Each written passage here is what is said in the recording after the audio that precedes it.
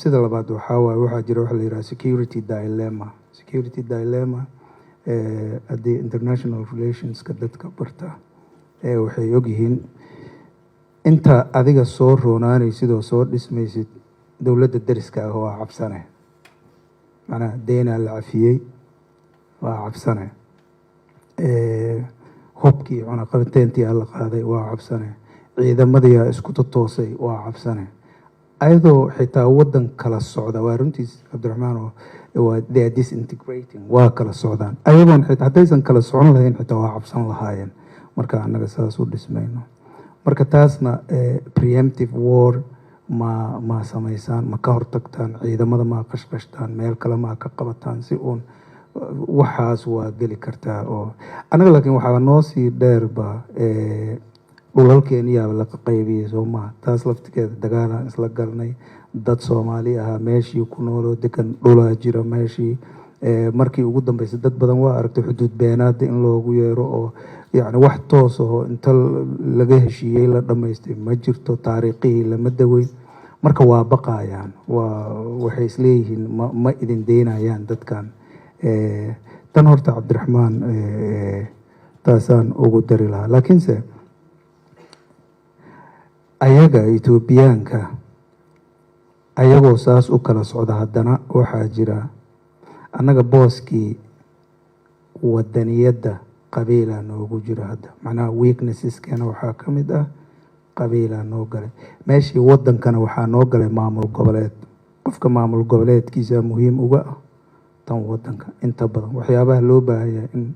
dadka laga wacyigeliyo ayay ka mid tahay. tan kale oo aan rabo inaan kusii kabana waxay tahay nimankan from Menelik, Haile Selassie, Mengistu Haile Mariam, Mele Zenawi, Abiy Ahmed, ayaga ha isdilaan, laakiin siyaasadooda Soomaaliya ku aadan hal lay ahayd. markasta dhulkan waa usoo socdeen leh, gooray noqotaba waa rabeen, waa ka fikirayaan, ayaga waa isdilayaan. macnaha tusaale haddaan kaaga soo qaado, Mengistu Haile Mariam markuu yimid oo ka qabsaday meesha afgembigii ku qabsaday oo Emperor Haile Selassie macal ra-iisul wasaarihii uu dilay Aklilu Habtewolde ninkii la dhihi jiray, markii horena ahaa wasiirka arrimaha dibadda, iyo 60 qof kale la dilay oo wasiire iyo ay ka mid yihiin. laakiin haddana siyaasadii hore oo Soomaaliya dowlad ma waa qabaa'ilo isu tagay oo Etoobiya ka mid ah, tiilu asagana sii waday. fiiriya, waana isdilayaan 60 qof oo ra-iisul wasaarihii uu ku jiraa la dilay, laakiin haddana siyaasadda tiile la sii waday. Mele Zenawi Mengistu asaa meesha ka ceyriyey, waayimid haddana tiiluu sii waday. Abiy Ahmed hadda haddana tiiluu sii wadaa. fiiri, xitaa kala qabiilo waay, mid Amxaaro waay, mid Tigree waay, ninka hadda ugu dambeeya Oromo waay, laakiin waa un wadaan. waxyaabaha marka annaga nalooga baahan yahay inaan ku baraarugno waxaa waaye Ethiopia has one foreign policy oo Soomaaliya ku aadan. taasna waxaa waaye in la helo dhulkeena,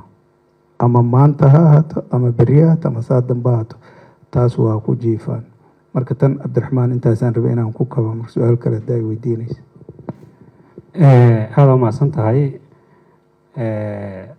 sidaan dooda ku furnaba yacni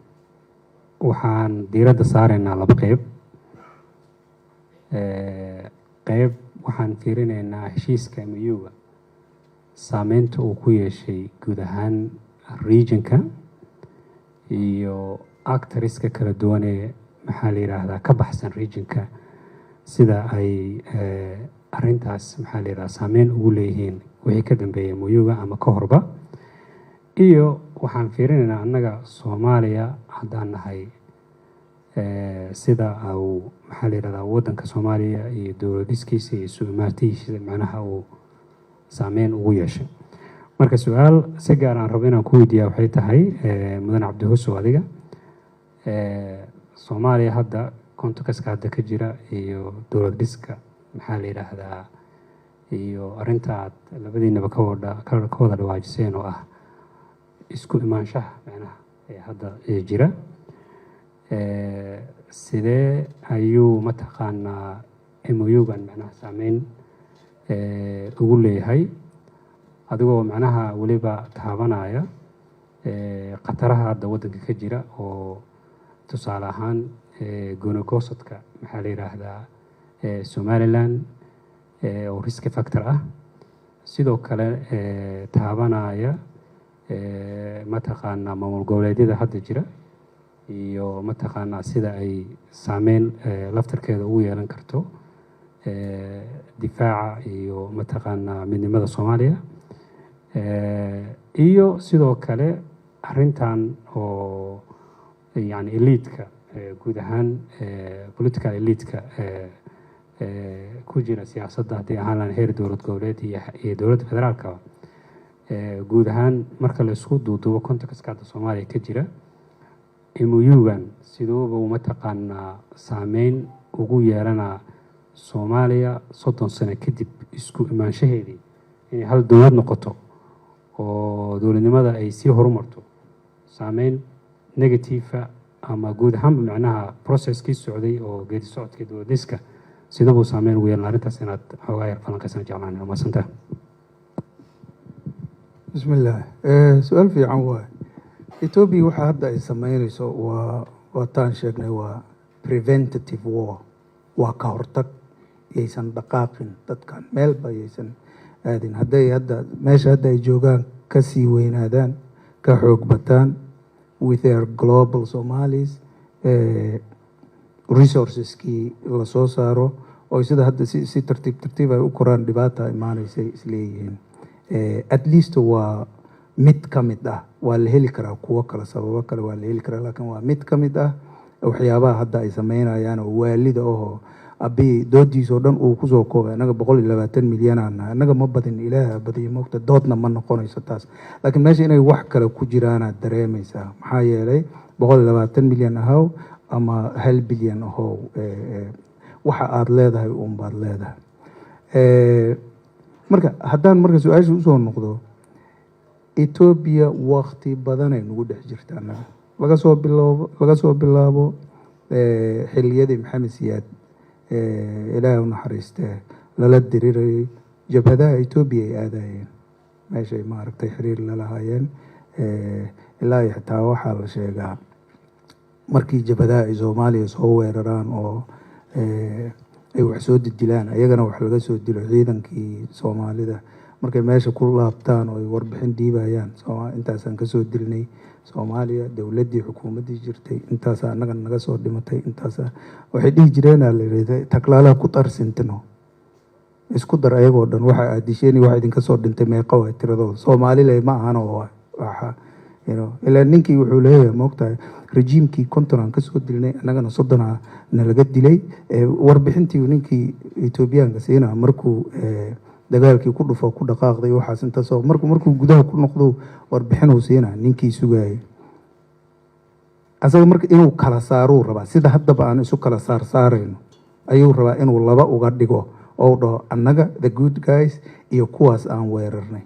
ninkan Ethiopian-kana fikirkaas ka weynaa ku jira oo ah adinkoo dhan hal leetihiin marka wuxuu leeyahay taklaala ku tarsintano adinkoo meeqa idinka dhimatay kulli isu geey kana dishay iyo kan laga dilay iyo isu geey from that day throughout the civil war dagaalkii sokeeyay intaan ku jirnay wixii kulli maalin boqola inta cararto ayadoo qof kale oo Soomaaliya ka cararaysa u tagaysay Ethiopia marka waa nagu dhex jirtay mudday nagu dhex jirtay hadday nagu dhex jirtaa saameyn ay nagu leedahay waxaa loo baahnaa marka annaga waxaan dhahnaa ma aqaan dad afmaay ku hadlaa kulli waa ku jiraan gaal dheegoday lulluwa lambiye lankasoosinka jareerin geel hadduu dhiiqo lugaha la galo lugaa loo bixiyaa xoog hal mar uma wada bixin kartid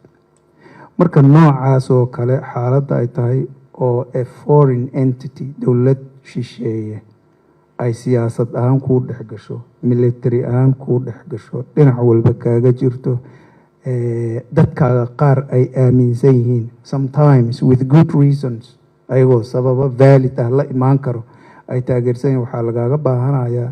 inaadan qaylo iyo kuma saari kartid waa inaad haysataa the right policy the right diplomacy the right people laakiin wixii dara dhacayo kale caay iyo qaylo iyo buuq iyo hadday noqoto qofka waa un sii qaylina maxaa yeelay hadda haddii tusaale aad ka soo qaadato annaga waxaa la sheegaa waxyaabaha hadda dowladda marka la yiraahdo dowladda hadda joogto ammaanteeda hala sheego marka la yiraahdo ama ayagaba ay sheegtaan waxyaabaha la sheego waxaa ka mid ah siyaasadda arrimaha dibadda iyo diblomaasiyadda inay ku guuleysanayaan ama ku guuleysteenba ama shaqada wanaagsan ka qabteen. wal dhinaca kalena haddaad fiiriso waxaad dhihi kartaa ayagan tii gudahay kaga guuleysanayaan siyaasadda gudaha iyo tan dibaddana ama waa isku mid ama tan gudaha xoog badan oo taas saameynaysa. tusaale haddaan kaaga soo qaado somalilan waad aragteen etoobiya iyo xaalkeeda iyo meeshay kala marayaan iyo waxay ka aaminsan yihiin. daraad puntland waa maqlayseen annaga si gaaraan u dhaqmaynaa waxayna gaaraan u samaysanaynaa inay lahaayeen oo dadka qaarkiis weliba ay gaarsiiyeen etoobiya propagandada laga dhaafo. koonfur galbeed waa u jeedeen banaanbaxyaha ka dhacaya meeqa state waay waa 3 states. raadiyaashooda hadda nin maanta wuxuu ii sheegaya raadiyaashooda in ay ka dhahayaan maamul goboleedyada intooda badan annagayba nala jiraan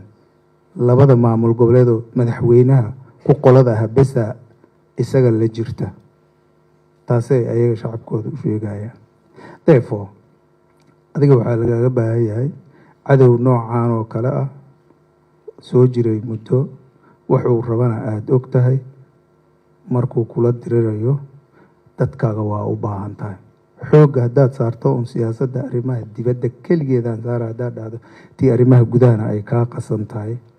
dadkii ku aadanaa aan hawsha ku jirin taas arrimaha dibadda laftigeedaa dumaysa.